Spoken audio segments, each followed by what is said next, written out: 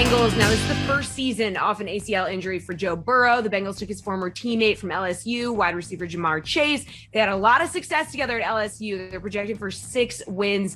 Do you think the Bengals are going to go over or under that mark?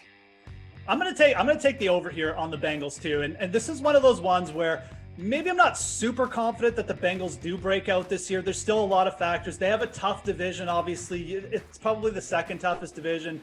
Cleveland taking a step up. Baltimore obviously is always tough, and Pittsburgh just perpetually good, it seems like, with Ben Roethlisberger there. But I really like what they did in the draft. You know, they solidified the weapons for Joe Burrow, who seems to be on track, and that's probably going to be the biggest factor here in Cincinnati's season.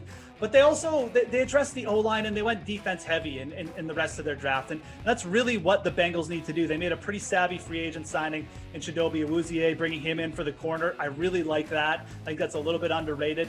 And realistically, what are we talking about with the Bengals? You know, if the Ravens take a tiny step back or the Steelers take a tiny step back, I mean, that might be all we need, is just to pick up one win against some of these elite teams. They have the Jets on the schedule. They have the Raiders. They have the Lions. They have a bottom-feeding schedule. So there's lots of winnable games here for the Bengals to get. They also have the Broncos.